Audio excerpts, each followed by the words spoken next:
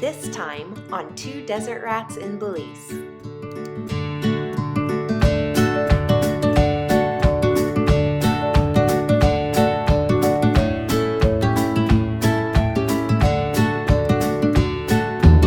You might want to put just a few drops. Okay, because it's getting hot.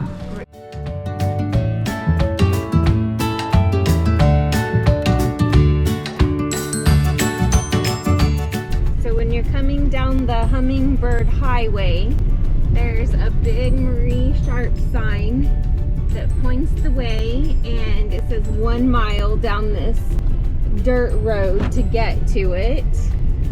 And it's a little rough, but not too bad. And only driving a mile on a rough road, it's not so bad. You don't need 4-wheel drive or anything.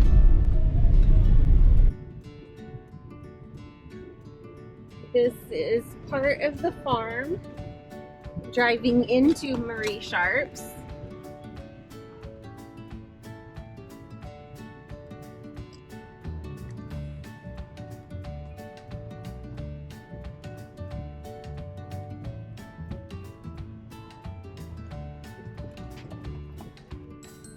Where they grow a lot of their own products.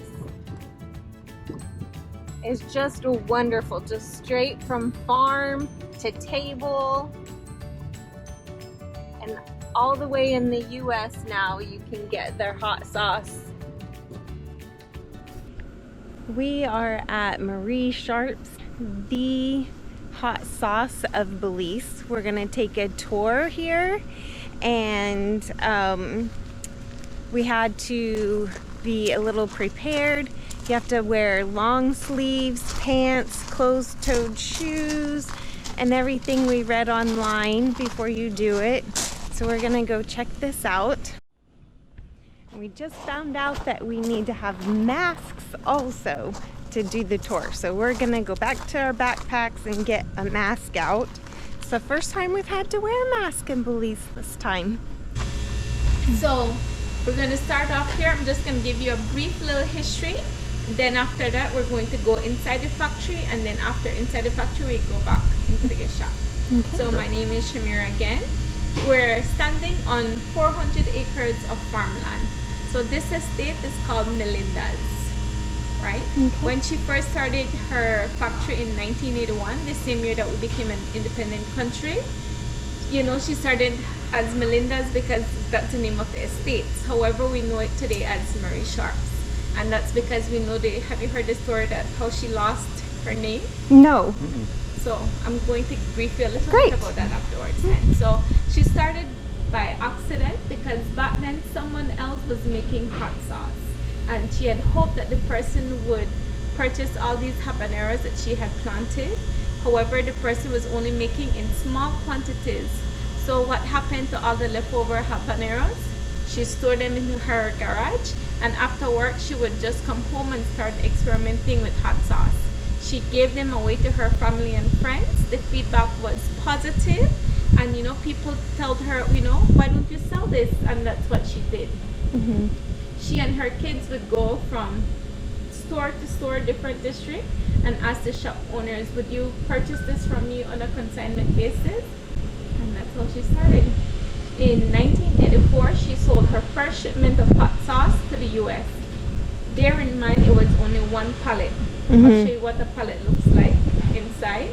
But nevertheless, she was selling in the US, right? We see it at our Walmart now. Mm-hmm. But back, it was only 1 pallet she started off with. Yeah. So she said, you know, blew up the news in the local newspapers. Marie, well, back then it was Melinda's, you know, now in the US. And you know, that's when the local market really started, like, you know, purchasing more, because we have this mentality that if it's good for the US, then it's also good for us. Mm-hmm. And that's how she grew. But her distributor in the US had told her that he wanted to patent the name, but what he did was patent it for himself. She's a smart woman because he thought he was given the original recipe. So the recipe that he was given, he started making hot sauce out of Costa Rica. Mm-hmm. her lawyers advised her that, you know what, it would be too costly for you to go and fight him in court, and you know, and during that time you cannot sell anything. The best thing that you can do is start over, and that's what she did under the name of Marie Sharp. So that's why it's Marie Sharp. When she started, when we're going to see, she started in around 1,500 square feet building, right? And at that time, she thought to herself, what would she do with all this space? Today, that's only a small little portion for where she store empty bottles. Yeah. Okay. Last year, again, if you notice, it's a farm, so she tried to plant as much stuff that she used for her products. Like for the jams and jellies, she plants the fruit here in the farm. She makes local wine as well. Last year, they purchased around 1 million pounds of habaneros. This year, they hope to purchase 1.3 million pounds. But the habaneros, of course, she doesn't plant everything because she believes that, you know, you have to share the wealth too. So there's around 40 farmers that she purchased habaneros from as well too. Very nice. Oh, Okay, so we can go inside. Okay. Do you have any questions for me? not yet. No. Okay, no problem. So as we go along, we're gonna start through here. We just finished our tour and we're in the gift shop, and now we get to test out some of the jams and hot sauces.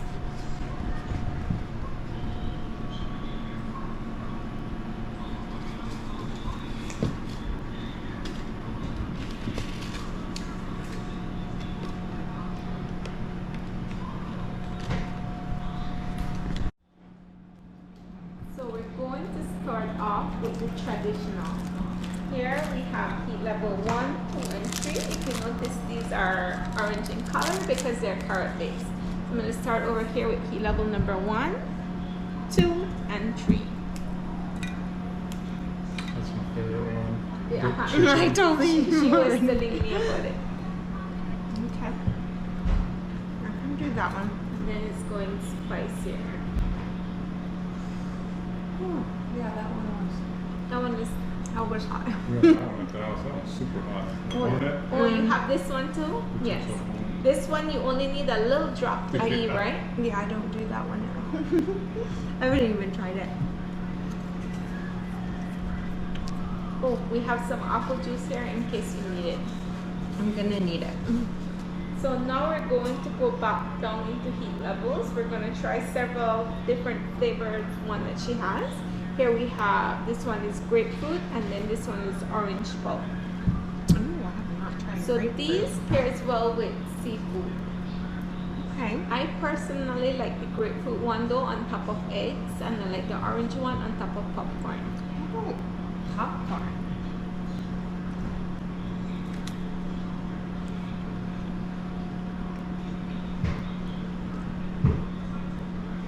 I need some more of that one.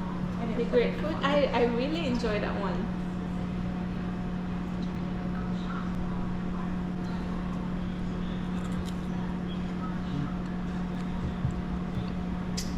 That is different. Sorry, take these off. Ooh, they're also hot.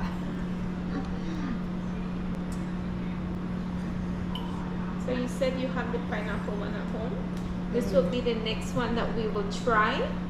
And this one, proceed of the sales goes towards a percentage of the proceed of the sale goes towards an organization here in Belize that assists battered family. So this one was made in collaboration with the U.S. Embassy of Belize. That's the first hot sauce we bought in. Oh, that's the In first Belize. one. So this one was like, oh, I'm sorry.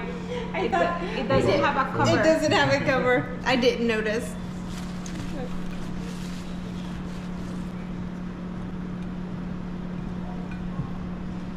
It's a good thing I had a plate. Maybe I'll put that aside and see if I can get I like that a lot. And then here we have our mango hot sauce. So this is the one that they were bottling inside. This one recently won an award in Dubai for best flavor. Have you had this one before? No.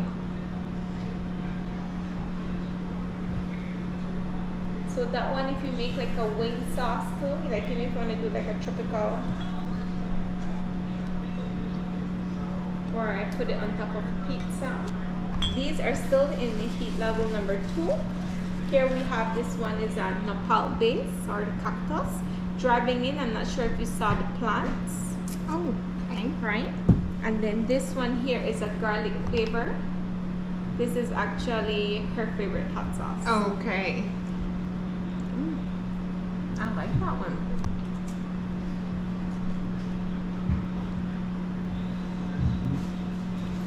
And my tongue is already numb.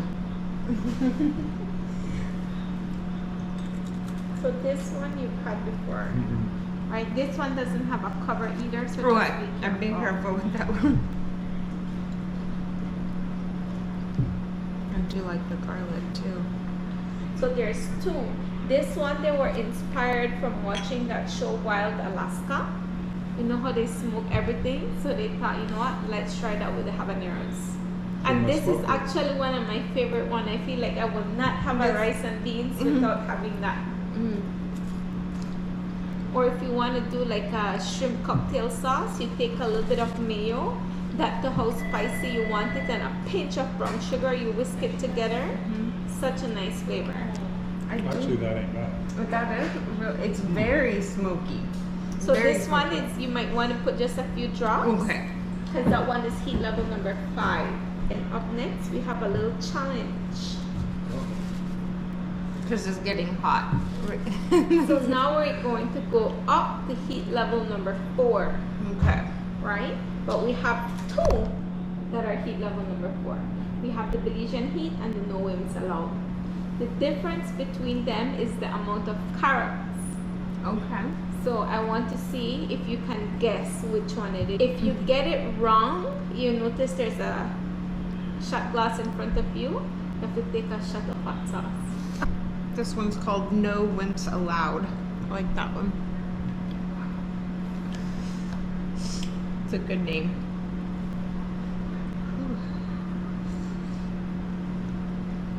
So let's see if you can guess.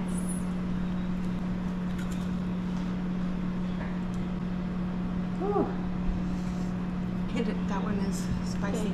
So which one do you think, Miranda? On the count of both of you. I think No 1, Wimps Allowed. 2, 3. That one has more. He's correct. Oh. So which hot sauce are we going to give Miranda? Oh, the Hornet. That's not right. I can't do it. I'm just joking with you. Okay. That's for something else. I'll be sick. My eyes are already watering. My nose is running. Okay, so now we're going to move up to the 2 hottest that we have. This one is a heat level number 5, the Beware, and I say this one is a heat level number 10.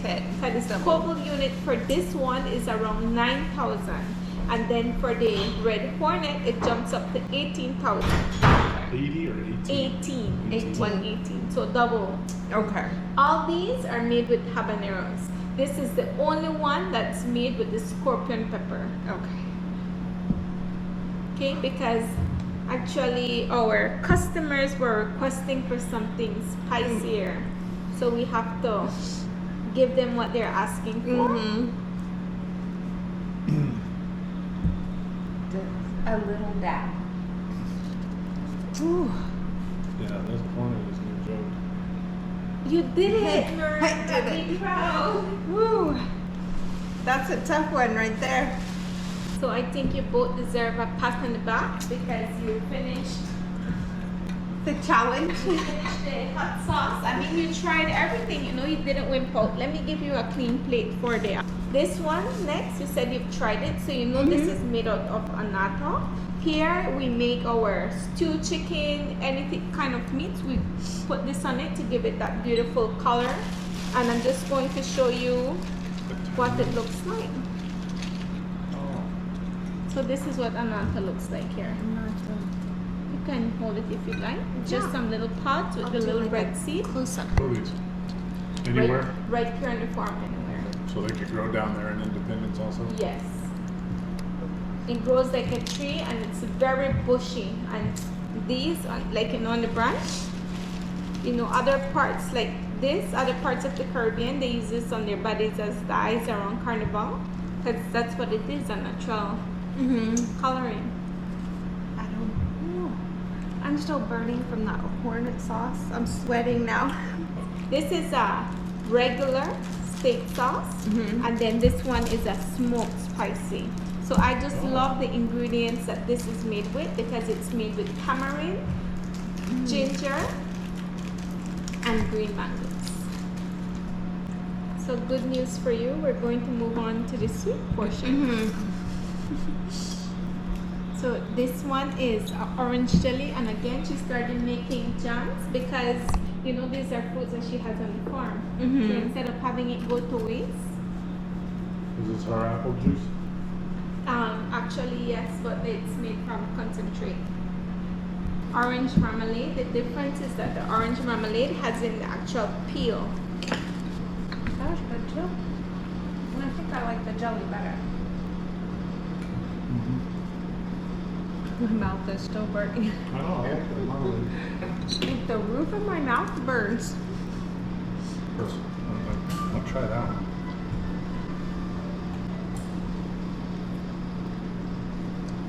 Cutting the line, sir.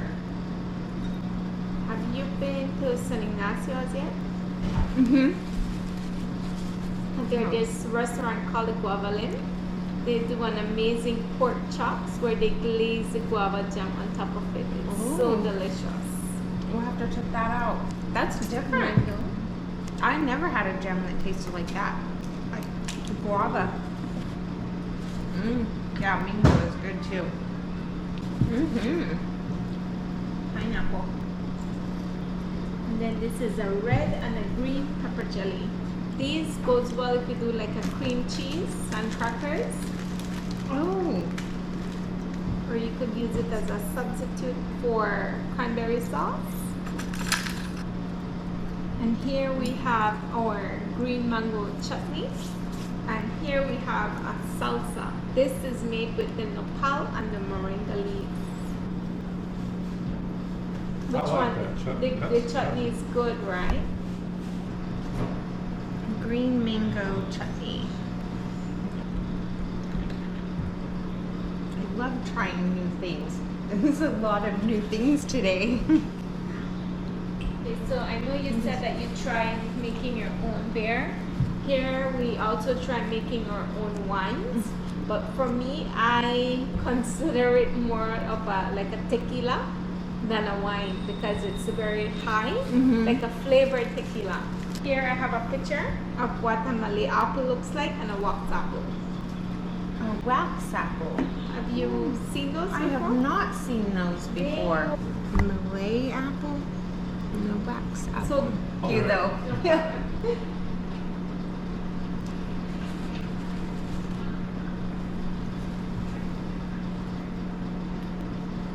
Tastes like what would you? cider, like mead with apple juice. This one is from the wax apple, And the other one was the Malay Malay. apple.